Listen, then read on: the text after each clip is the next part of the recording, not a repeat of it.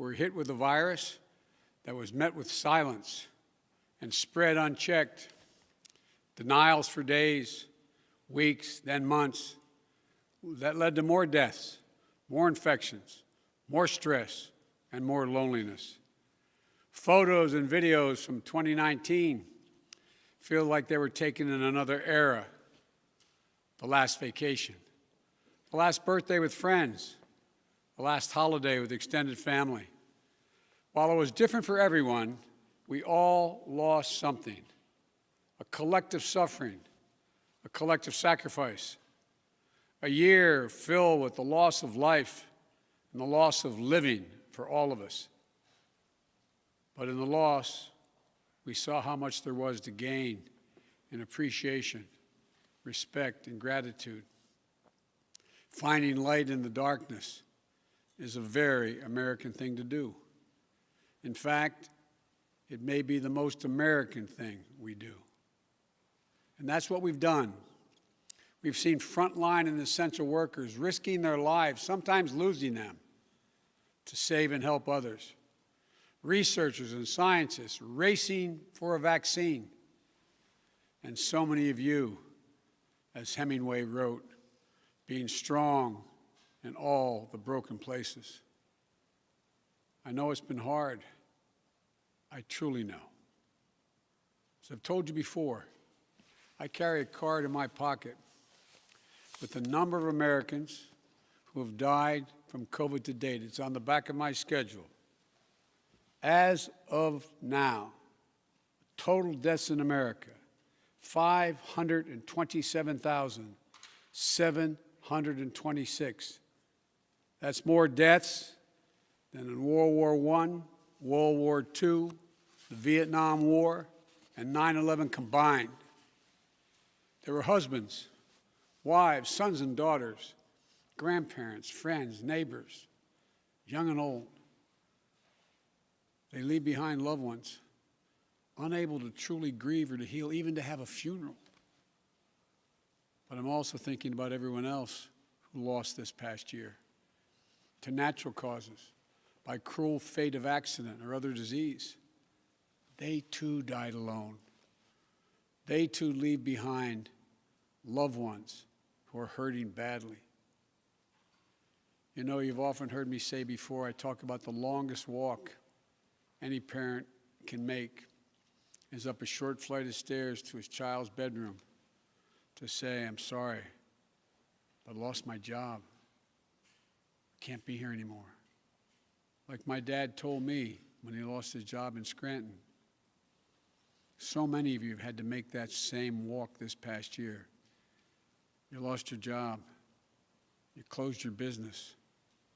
Facing eviction, homelessness, hunger, a loss of control, maybe worst of all, a loss of hope.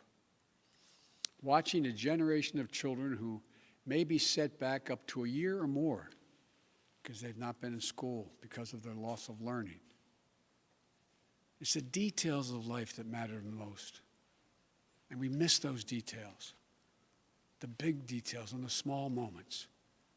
Weddings, birthdays, graduations, all the things that needed to happen but didn't. The first date, the family reunions, the Sunday night rituals.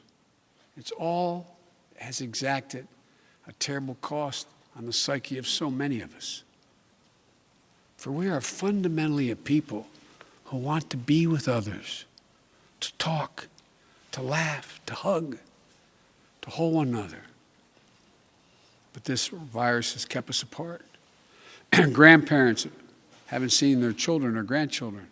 Parents haven't seen their kids. Kids haven't seen their friends. The things we used to do that always filled us with joy have become things we couldn't do and broke our hearts. Too often, we've turned against one another. A mask, the easiest thing to do to save lives. Sometimes it divides us. States pitted against one another instead of working with each other. Vicious hate crimes against Asian Americans who've been attacked harassed, blamed, and scapegoated. At this very moment, so many of them are fellow Americans. They're on the front lines of this pandemic trying to save lives. And still, they're forced to live in fear for their lives just walking down streets in America. It's wrong, it's un-American, and it must stop. Look, we know what we need to do to beat this virus. Tell the truth. Follow the scientists and the science. Work together. Put trust and faith in our government to fulfill its most important function, which is protecting the American people. No function more important. We need to remember the government isn't some foreign force in a distant capital. No, it's us, all of us. We the people. For you and I, that America thrives when we give our hearts, when we turn our hands to common purpose. And right now, my friends, we're doing just that. And I have to say, as your president, I'm grateful to you. Last summer, I was in Philadelphia and I met a small business owner, a woman. I asked her, I said, "What do you need most?" I'll never forget what she said to me. She said, looking me in the eye, she said, "I just want the truth. The truth. Just tell me the truth." Think of that. My fellow Americans, you're owed nothing less than the truth. And for all of you asking when things will get back to normal, here is the truth. The only way to get our lives back, to get our economy back on track, is to beat the virus. You've been hearing me say that for while I was running and the last 50 days I've been president. But this is one of the most complex operations we've ever undertaken as a nation in a long time.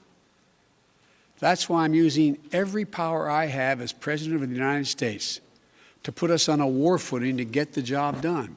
Sounds like hyperbole, but I mean it, a war footing.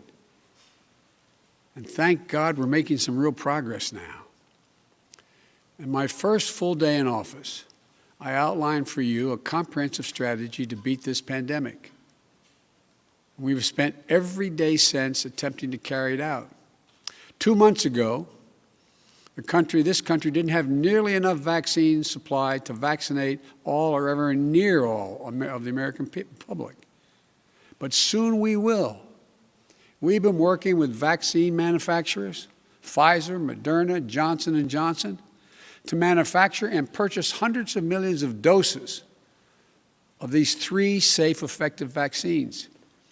And now, at the direction and with the assistance of my administration, Johnson & Johnson is working together with a competitor, Merck, to speed up and increase the capacity to manufacture new Johnson & Johnson vaccine, which is one shot.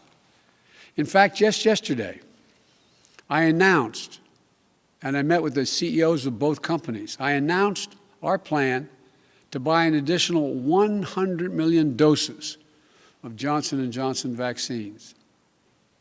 These 2 companies, competitors, have come together for the good of the nation, and they should be applauded for it. It's truly a national effort, just like we saw during World War II. Now, because of all the work we've done, we'll have enough vaccine supply for all adults in America by the end of May. That's months ahead of schedule. And we're mobilizing thousands of vaccinators to put the vaccine in one's arm, calling active duty military, FEMA, retired doctors and nurses, administrators, and those to administer the shots. And we've been creating more places to get the shots. We've made it possible for you to get a vaccine at nearly any one of 10,000 pharmacies across the country, just like you get your flu shot. We're also working with governors and mayors in red states and blue states to set up and support nearly 600 federally supported vaccination centers that administers hundreds of thousands of shots per day. You can drive up to a stadium or a large parking lot, get your shot, never leave your car, and drive home in less than an hour.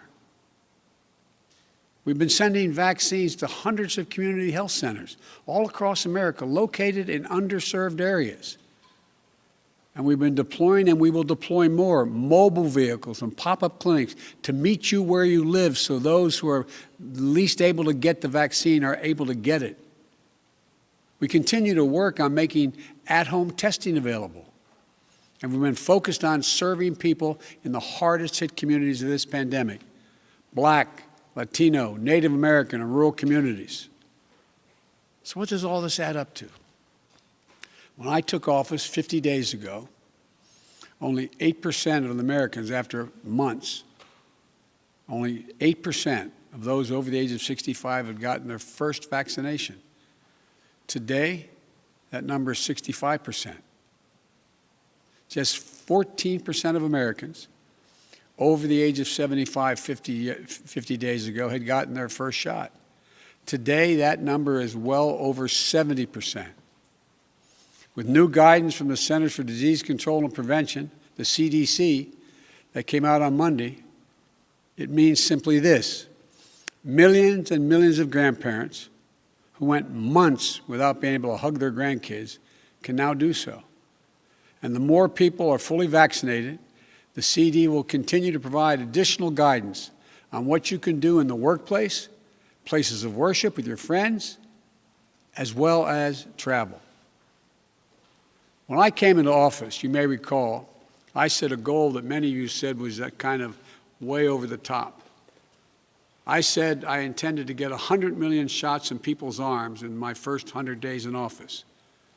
Tonight, I can say we're not only going to meet that goal, we're going to beat that goal, because we're actually on track to reach this goal of 100 million shots in arms on my 60th day in office. No other country in the world has done this. None. Now, I want to talk about the next steps we're thinking about. First, tonight, I'm announcing that I will direct all states, tribes, and territories to make all adults, people 18 and over, eligible to be vaccinated no later than May 1. Let me say that again. All adult Americans will be eligible to get a vaccine no later than May 1. That's much earlier than expected. Well, let me be clear. That doesn't mean everyone's going to have that shot immediately, but it means you'll be able to get in line beginning May 1. Every adult will be eligible to get their shot. And to do this, we're going to go from 1 million shots a day that I promised in December, before I was sworn in, to beating our current pace of 2 million shots a day, outpacing the rest of the world.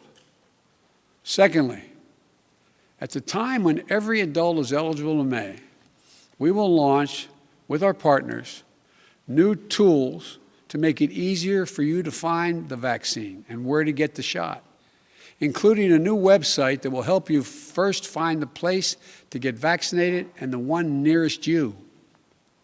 No more searching day and night for an appointment for you and your loved ones. Thirdly, with the passage of the American Rescue Plan, and I thank again the House and Senate for passing it, and my announcement last month of a plan to vaccinate teachers and school staff, including bus drivers, we can accelerate massive nationwide effort to reopen our schools safely and meet my goal that I stated at the same time, about 100 million shots, of opening a majority of K through 8 schools in my first 100 days in office. This is going to be the #1 priority of my new Secretary of Education, Miguel Cardona. Fourth, in the coming weeks, we will issue further guidance on what you can and cannot do once fully vaccinated, to lessen the confusion, to keep people safe, and encourage more people to get vaccinated. And finally, fifth, and maybe most importantly, I promise I will do everything in my power I will not relent until we beat this virus. But I need you, the American people. I need you. I need every American to do their part. And that's not hyperbole. I need you. I need you to get vaccinated when it's your turn and when you can find an opportunity. And to help your family, your friends, your neighbors get vaccinated as well. Because here's the point. If we do all this, if we do our part, if we do this together, by July the 4th, there's a good chance you, your families and friends will be able to get together in your backyard or in your neighborhood and have a cookout or a barbecue and celebrate Independence Day. That doesn't mean large events with lots of people together, but it does mean small groups will be able to get together. After this long, hard year, that will make this Independence Day something truly special, where we not only mark our independence as a nation, but we begin to mark our independence from this virus. But to get there, we can't let our guard down. This fight is far from over. As I told the woman in Pennsylvania, I'll tell you the truth. A July 4th with your loved ones is the goal. But a lot can happen. Conditions can change. The scientists have made clear that things may get worse again as new variants of the virus spread. We've got work to do to ensure that everyone has confidence in the safety and effectiveness of all three vaccines. So my message to you is this. Listen to Dr. Fauci, one of the most distinguished and trusted voices in the world. He's assured us the vaccines are safe. They underwent rigorous scientific review. I know they're safe. Vice President Harris and I know they're safe. That's why we got the vaccine publicly in front of cameras, so for the world to see, so you could see us do it. The First Lady and the Second Gentleman also got vaccinated. Talk to your family, friends, your neighbors, the people you know best who've gotten the vaccine. We need everyone to get vaccinated. We need everyone to keep washing their hands, stay socially distanced, and keep wearing the mask as recommended by the CDC. Because even if we devote every resource we have, beating this virus and getting back to normal depends on national unity. And national unity isn't just how politics and politicians vote in Washington, or what the loudest voices say on cable or online. Unity is what we do together as fellow Americans. Because if we don't stay vigilant and the conditions change, then we may have to reinstate restrictions to get back on track. And please, we don't want to do that again. We've made so much progress. This is not the time to let up. Just as we were emerging from a dark winter into a hopeful spring and summer is not the time to not stick with the rules. I'll close with this. We've lost so much over the last year. We've lost family and friends. We've lost businesses and dreams we spent years building. We've lost time with each other. And our children have lost so much time with their friends, time with their schools. No graduation ceremonies this spring. No graduations from college, high school, moving up ceremonies. You know, and there's something else we lost.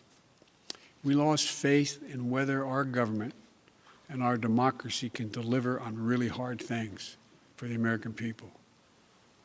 But as I stand here tonight, we're proving once again something I've said time and time again, to probably tired of hearing me say it. I say it to foreign leaders and domestic alike. It's never, ever a good bet to bet against the American people. America is coming back.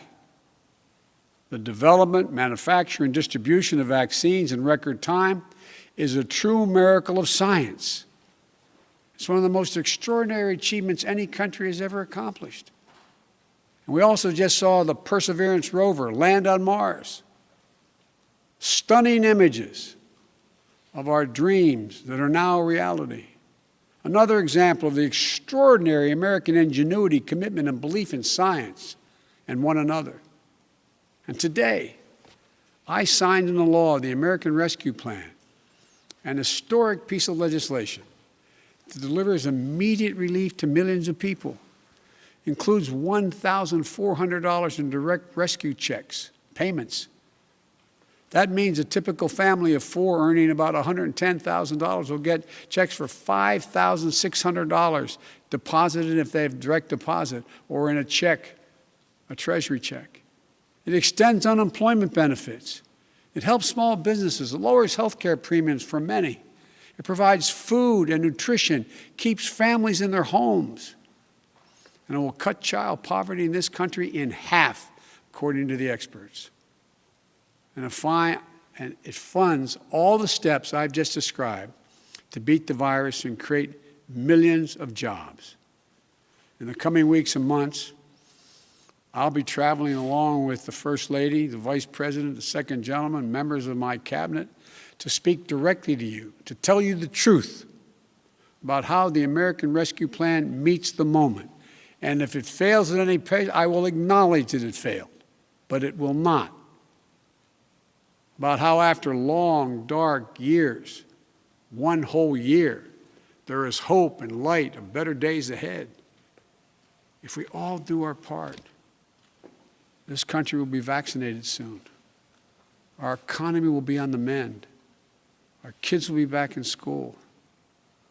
And we'll have proven once again that this country can do anything, hard things, big things, important things. Over a year ago, no one could have imagined what we were about to go through. But now, we're coming through it. And it's a shared experience that binds us together as a nation. We are bound together by the loss and the pain of the days that have gone by.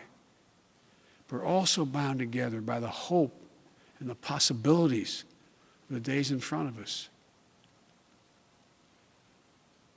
My fervent prayer for our country is that after all we've been through, we'll come together as one people, one nation, one America.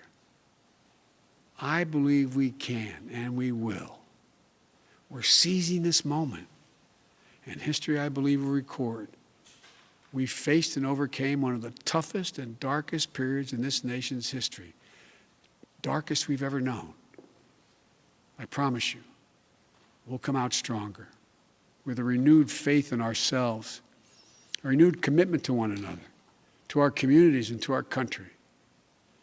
This is the United States of America. And there's nothing, from the bottom of my heart I believe this, there's nothing we can't do when we do it together. So God bless you all. And please, God, give solace to all those people who lost someone. And may God protect our troops. Thank you for taking the time to listen. I look forward to seeing you.